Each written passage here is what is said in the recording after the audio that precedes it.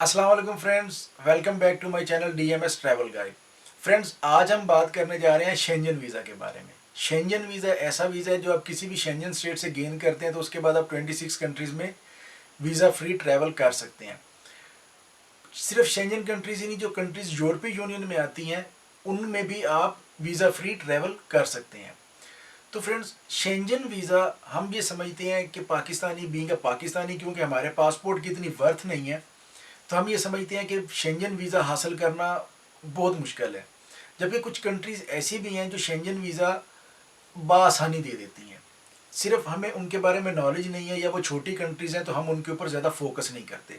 हम बड़ी कंट्रीज़ की तरफ देखते हैं, जैसे इटली है, स्पेन है, या नीदरलैंड की तरफ देखते हैं कि हम नीदरलैंड अप्लाई कर दें या हम फ्रांस अप्लाई कर दें, तो वहाँ पे हमारे रिजेक्शन के चांसेस ज़्यादा होते हैं।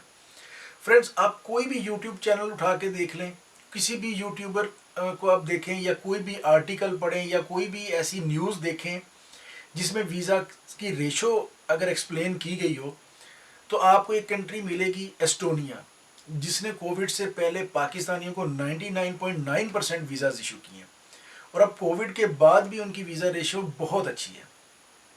तो एस्टोनिया एक ऐसा मुल्क है जिसके बारे में बहुत ज़्यादा पाकिस्तानी अप्लाई नहीं करते, उनको नहीं पता, लेकिन एस्टोनिया बहुत ज़्यादा वीज़ाज इशू करती है। एस्टोनिया की एम्बेसी पाकिस्तान में नहीं है। जो हंगरी का कौंसलेट है वही एस्टोनिया का वीज़ा भी डील करता है। तो इसके बड़े सिंपल से स्टेप्स हैं जिनको आप फॉलो करें तो आप बआसानी जो है एस्टोनिया का वीज़ा अप्लाई कर सकते हैं। तो व्यूअर्स, मैं आपको बताता चलूँ कि हंगरी एम्बेसी में जब आप एस्टोनिया वीज़े की अपॉइंटमेंट लेते हैं तो आपको खुद जाके एम्बेसी में पासपोर्ट जमा करवाना होता है, वीएफएस नहीं जाते। वीएफएस ना जाने से जो आपने वीएफएस के चार्जेस पे करने होते हैं वो बच जाते हैं, यानी 5,000 से लेके 12-14 हज़ार रुपये तक मुख्तलिफ कंट्रीज़ के वो मुख्तलिफ चार्ज करते हैं, तो वो पैसे आपके बच जाते हैं। तो आप डायरेक्ट जाके एम्बेसी में वीज़ा अप्लाई करते हैं। उसका एक बेनिफिट ये भी होता है कि at the time of submission of your documents, जब आप अपने डॉक्यूमेंट्स जमा करवाते हैं, अगर एम्बेसी आपसे कुछ क्वेश्चंस करती है तो आप उनको सेटिस्फाई कर सकते हैं। तो इस तरह आपके वीज़ा गेन करने के जो चांसेस हैं वो भी हाई हो जाते हैं। इसकी जो वीज़ा फ़ीस है वो $80 है। 80 यूरोज़ है, जो पाकिस्तानी रुपीज़ में 16,000 समथिंग होंगे, जो आपने एम्बेसी में ही पे करने होते हैं at the time of submission of your file. तो इसका अपॉइंटमेंट लेने का क्या तरीकाकार है, तो वो मैं आपको ले चलता हूँ अपने लैपटॉप की स्क्रीन पे और आपको दिखाता हूँ कि इसकी आप अपॉइंटमेंट कैसे ले सकते हैं। जी तो फ्रेंड्स, ये हंगरी एम्बेसी मैंने गूगल में सर्च किया, तो ये जो पहला लिंक नज़र आ रहा है हमें, ये ही हंगरी एम्बेसी की ऑफिशियल वेबसाइट है। इसके ऊपर आप क्लिक करेंगे। व्यूअर्स, वीडियो को थोड़ा शॉर्ट रखने के लिए हम जस्ट टू द पॉइंट जो चीज़ें हैं उन्हीं के ऊपर फोकस करेंगे, ताकि हम अपनी कम टाइम के अंदर आपको समझा सकें कि आपने कैसे वीज़ा अप्लाई करना है और कैसे आप अपॉइंटमेंट ले सकते हैं। तो ये एम्बेसी की वेबसाइट जो ऑफिशियली आपके सामने है, और ये राइट जो इसका ये दिया हुआ है कॉलम, इसके बीच में उन्होंने एम्बेसी का जो ईमेल एड्रेस, फ़ोन नंबर और उसका एड्रेस दिया हुआ है। तो हमने जो सर्विसेज लेनी है वो कौंसलर सर्विसेज है। कौंसलर सर्विसेज के ऊपर जो कौंसलर इन्फॉर्मेशन है उसके ऊपर अपना कर्सर लेके जाएंगे तो आपको एक लिस्ट मिल जाएगी, जिसके अंदर यहाँ पे देख सकते हैं आप, लिखा हुआ है short term stay in Hungary, और ब्रैकेट में लिखा हुआ है लिथुआनिया एंड एस्टोनिया, यानी एस्टोनिया और लिथुआनिया का वीज़ा भी अगर आपने अप्लाई करना है तो हंगरी एम्बेसी उसको डील करती है। और उसके बाद आपने क्लिक करना है शॉर्ट टर्म स्टे के ऊपर, क्योंकि जो टूरिस्ट वीज़ा होता है ये सी टाइप वीज़ा है, और ये मैक्सिमम जो टूरिज्म है वो 90 डेज से तो एक्सीड नहीं कर सकती। तो इसके ऊपर हम क्लिक करेंगे तो एक पेज हमारे सामने खुल जाएगा जिसके ऊपर तमाम रिक्वायरमेंट्स दी गई हैं, जो मैं आपको दिखा देता हूँ थोड़ा जूम करके। ये देखें, तो ये सी टाइप शेंजन वीज़ा है जिसको हमने अप्लाई करना है। और ये सेकंड पेज के ऊपर यहाँ से अब हमारा जो है, ये देखें, ये एम्बेसी का ईमेल एड्रेस है। ये एम्बेसी का ईमेल एड्रेस है जिसके ऊपर आप ईमेल करेंगे और एम्बेसी से अपॉइंटमेंट लेंगे। उसके बाद ये एप्लीकेशन फॉर्म है, ये मैं आपको खोल के दिखाता हूँ अभी, ठीक है। अच्छा, ये उसके बाद चेकलिस्ट दी गई है कि आपको कौन कौन से डॉक्यूमेंट्स चाहिए। वही डॉक्यूमेंट्स हैं जो मैं अपनी पिछली वीडियोस में भी बता चुका हूँ। शॉर्ट सा इंट्रोडक्शन इसका भी मैं अब आपको दोबारा दे देता हूँ, जो लोग नए देख रहे हैं अभी मेरी वीडियो उनके लिए।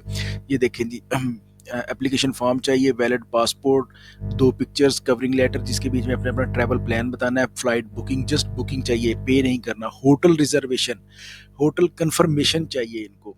आपका 7 दिन का स्टे है, 10 दिन का स्टे है, 15 दिन का, जितने दिन का भी स्टे है, आपने होटल की कंफर्मेशन देनी है। बुकिंग यानी पेड बुकिंग हो, इसका तरीका ये है कि booking.com के ऊपर आप रिफंडेबल जो बुकिंग्स है वो कर सकते हैं कि इन केस ऑफ रिफ्यूज़ल आपकी डिडक्शन के बगैर पैसे वापस आ जाएंगे। वैलिड इंश्योरेंस, अम्बेसी ने इस चेकलिस्ट में मैं आपको दिखाऊंगा कि एक लिंक दिया हुआ है, उसके ऊपर आप क्लिक करेंगे तो जो इंश्योरेंस कंपनीज अम्बेसी एक्सेप्ट करती है उनकी लिस्ट खुल जाएगी, तो उनकी इंश्योरेंस आपको करवानी है।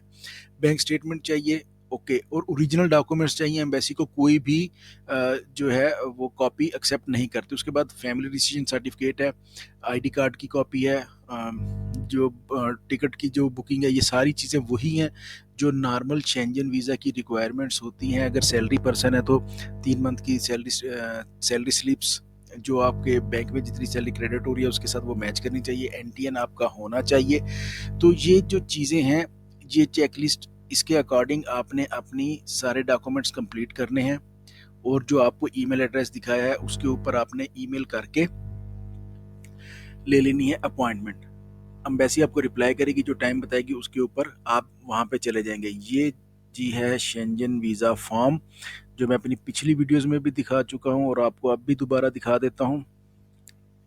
ये भी उन्होंने साइट पे दिया हुआ है, इसको आप फिल करेंगे, फिल करने के बाद डाउनलोड करेंगे, डाउनलोड करके इसके ऊपर पिक्चर पेस्ट करेंगे। पिक्चर कैसे पेस्ट करेंगे? गम के साथ, स्टेपलर नहीं करनी, ठीक है। इसको उसके बाद साइन करेंगे और अपने जो जो डॉक्यूमेंट्स, जो चेकलिस्ट आपने कंप्लीट की होगी उसके साथ आप अम्बेसी में लेके जाएंगे, ये आपका वहाँ पे जमा हो जाएगा।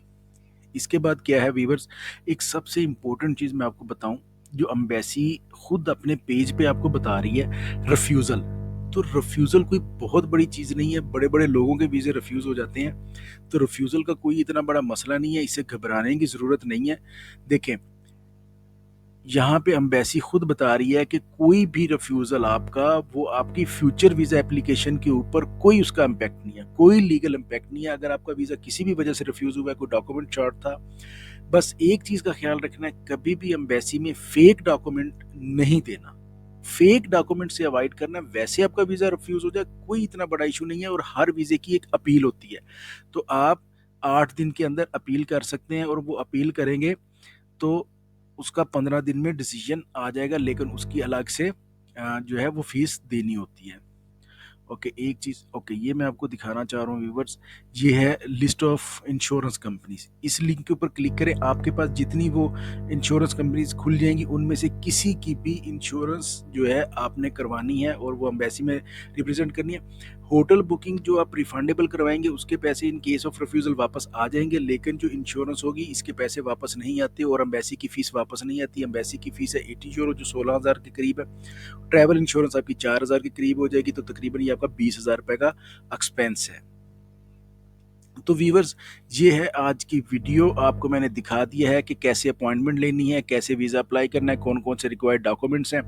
बहुत इजी कंट्री है। जिन लोगों के पास बहुत बड़ी बैंक स्टेटमेंट्स नहीं है, लिमिटेड रिसोर्सेज हैं, उनके लिए बेस्ट ऑप्शन है कि वो हंगरी के एम्बेसी में जाएं और एस्टोनिया का वीज़ा अप्लाई करें। इंशाल्लाह they will get the visa.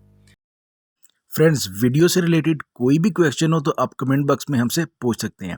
अगर आपने अभी तक हमारा चैनल सब्सक्राइब नहीं किया तो आपसे गुजारिश है कि चैनल को सब्सक्राइब कर दें। अपना बहुत सा ख्याल रखें। अगली वीडियो तक के लिए अल्लाह हाफिज़।